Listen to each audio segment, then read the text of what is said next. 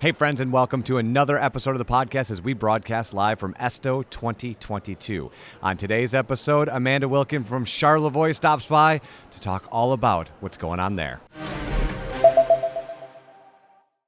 And on this episode of the podcast, as we continue to broadcast live from ESTO 2022, we are joined from Visit Charlevoix. Amanda, how are you? Hi, I am so good. How are you guys this morning? It is. We are excellent. It is great to see you. Let me move that out of your way. It is great to see you this morning. We're obviously here to talk about Charlevoix, and you were just saying to Paige that you have been to ESTO before. You were in Austin. Yeah? Yes. Yep. You are the first person actually we've had on in the last 4 days that has been to multiple. How does this compare? You know, we talked to ESTO and the crowd is sort of equal to their 19 numbers, right? Which is awesome for them. But as an attendee, are you getting as much out of it? Are you getting more? What is this like for you? Well, especially being in Michigan, so it's a lot easier for us to go to, just a 3-hour drive instead of a plane flight. So I feel for those that had to travel by plane to get here. So thanks for all of them coming to Michigan, right? But no, I would say the content is spectacular. Every ESTO, I hear the content is great, and I've heard from people in the state that ESTO is like the best conference. So if you can make it to ESTO, you gotta go. So I hopefully will be returning to many ESTOs in the future.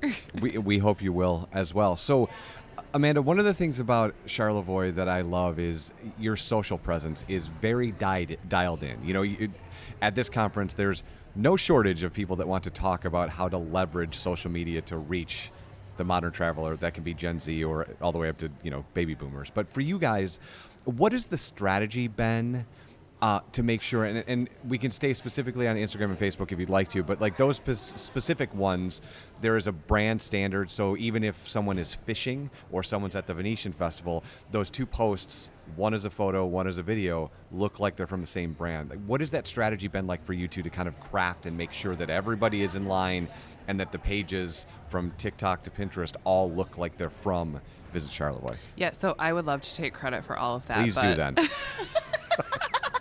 But Catherine on our staff is incredible. So we have Catherine on our staff, and she does all of our social, and she does a great job. So sticking with that brand and that consistent voice, we find to be very, very important. And we also have amazing content creators. So a lot of it is using, free resources. We also have, a paid videographer on partial staff, and he's incredible. So we just have the same consistent people doing, repeated work over and over, and it seems to work. And I would say it's more about quality. So we make sure that we have those engagement numbers. We're not going after just making our follower numbers go up. We're more interested in having that engaging conversation with the people that do care about us. Absolutely. Yeah. And that's also I think the thing you and I privately talk about a lot is this idea that lots of brands chase after large numbers with low conversion, right? And as a DMO, it doesn't matter what size you are, you only have X amount of hotel rooms, right? So most cities, in fact, all cities don't have 1.8 million rooms, right? Right. So going viral on TikTok might not be the end goal, right? Correct. Yes. Yeah, it is not. One of our videos is actually doing really well on TikTok. Yeah. Yeah. So we're pretty pumped about that, but it's one video. It's not like every video is consistently getting those 10,000 numbers. Well, and I would say the danger of that, right, is that a brand gets tricked into chasing it, right? And I don't know what the piece of content is, but you guys might sit around and go, oh, the panda on a paddleboard going by the lighthouse got us 1 million views. We should buy a whole bunch of pandas and have them do, and then you're like down this weird rabbit hole that no one comes to visit, but they love the panda videos. Yeah, exactly. Yes, yeah. I mean, the video is Boing Thunder, so it's that the color of the boats going through the channel, and if you haven't seen this, these are like giant speedboats that are super like think monster trucks but on the water. Yes, exactly. And the sound and the heart pumping, it's incredible. It's amazing. So I can understand why that would do so well on TikTok, and people have never seen something like that. Yeah. So there's a voyeurism to it, right? Exactly. Well, I'm going to go back real quick, and then I actually want to talk about Charlevoix because I love that spot. But I want to go back because you said something, and you kind of glossed over it. And as people are coming out of a session, I bet 80% of them would like to figure out what you figured out. How did you get a full-time videographer to be part of a budget like you're working? Like, what is the A to B to C to get that to be on staff as opposed to looking for influencers, micro, nano, whatever flavor you're looking for, or hiring agency partners to work with you for all, not just one or two pieces, but all of the video you would need? Yeah. So he's actually not full time with us. And he's but you have a staff member, right? Yeah. So we love him, and he actually, it's a really funny story. And actually, we're having him film like a storytelling campaign for us about people that live in our community that play a role in the visitor experience. So we're working on that right now, which I'm really excited about, which we got the idea from Visit Fort Worth. So thanks, Fort Worth, for your awesome video series that we're going to copy. But borrow. Right. Yes. Yeah. But yeah, he is incredible, and he actually moved to Charlevoix because of his predecessor's video creation to go along with our Pure Michigan commercial. So Got it. He saw a video and he's like, this place is amazing, I'm moving here. So he lived in Utah, he picked up and he moved to Charlevoix based off of a video. Wait, hang on, he saw a Pure Michigan ad and then he just packed his stuff up and flew to Charlevoix? That is an amazing, you should tell that story. Right, I'm gonna turn the tables on it. You absolutely should tell that story, right? Because here specifically, who wouldn't want to tell that story? Someone saw one ad wherever he saw one ad and went, well, that looks awesome. Everything in a box, let's go. Yes. Yeah. Yep.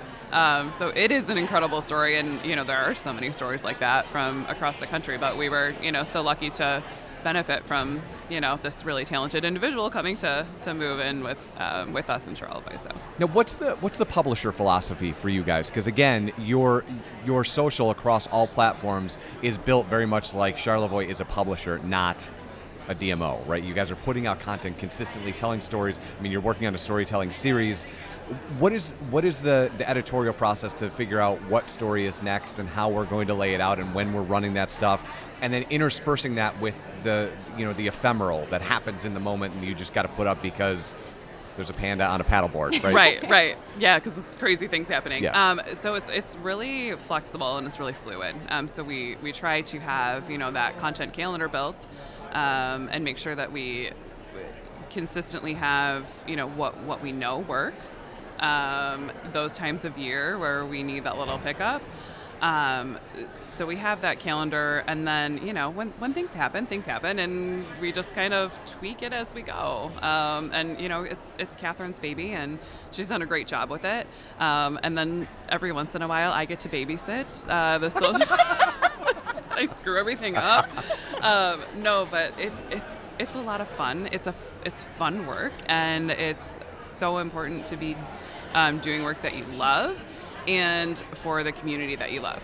So it's really easy. I mean, the product it really sells itself. So we kind of consider ourselves we're the luckiest people in the world that we just get to promote Charlevoix. I mean, yeah, but I want to dial in on that, right? Yeah. Because the sell itself could, Paige and I have been talking to a lot of people about this. Like when you're in a locale that sells itself, you could very easily just fall into routine, and you could just be lazy and just go, Yes. people are going to come no matter what. Right. How do you used 3 words in a row, grateful to be able to work here, love what you do, and it's fun. How do you keep that culture going so that everybody who comes into the organization has that same mindset and is lockstep to go, yeah, we could do nothing today, or we could make profound work, right? Right. Yeah, it's either we're kind of at the we're kind of on the fence of, I don't know, I can't think of a better term to use, a pivotal moment, I guess, where we have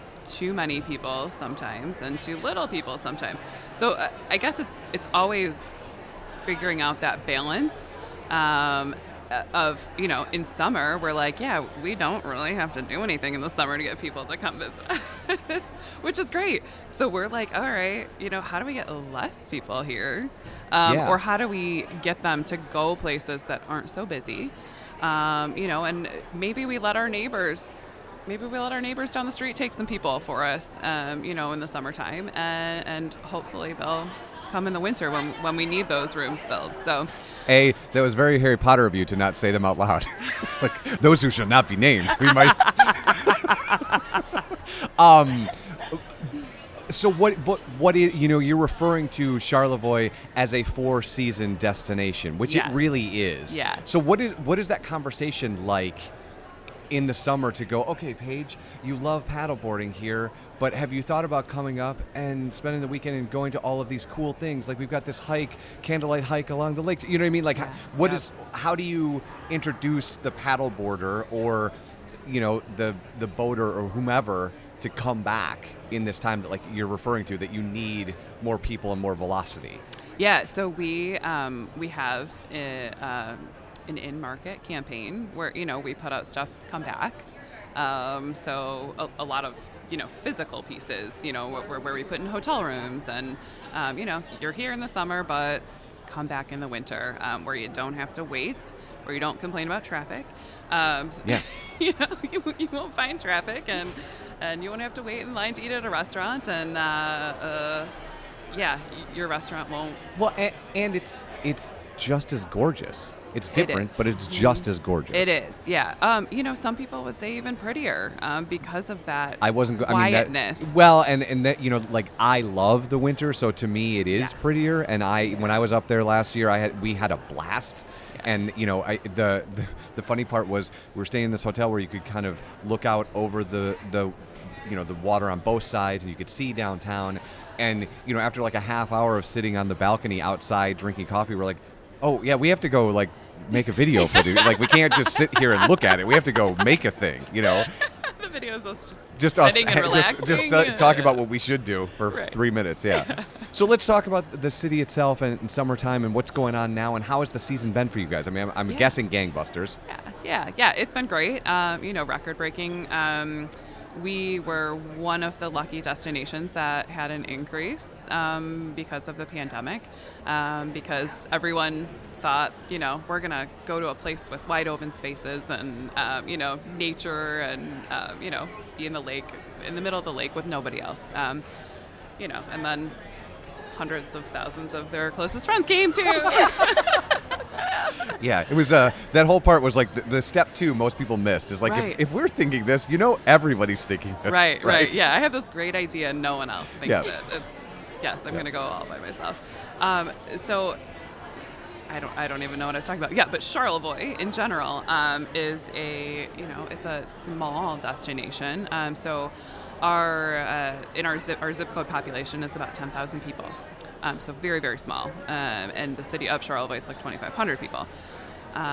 So we go from about 10,000, and then it increases about tenfold in the summertime. People with second homes and vacation rental homes and such. So we grow quite a bit in the summer. But yeah, Charlevoix is surrounded by water. So we do water really well. It's all about beaches and boats. So if those are things that that you like, Charlevoix is your place. So it's just a beautiful, beautiful place. Very relaxing. Art is hugely a part of our community because it's so beautiful and it's very inspiring for a lot of artists. So we have a huge concentration of artists that live in our area. Awesome. That is awesome. So what I'm curious is, what are those 2,000 some and yourself doing on the weekend? Because yes, everyone comes, we're beaching, we're boating, we're enjoying everything. But I want to know what the locals do. What's that flavor like? Sure. Yeah. In the summer, the locals are very recreation focused. So yes, we're out on the trails, we're at the beach, we're on the boat. If you don't have a boat, then you're on your friend's boat, which is in fact actually better. Yes. That's one piece of advice I can give anybody. Get on your friend's boat, especially with the prices of gasoline these days. Yes. So go with your friend. But yeah, we are, just enjoying the natural resources is why we all live there. That is that quality of life, and the reason that people live in Charlevoix and have stayed in Charlevoix generation after generation.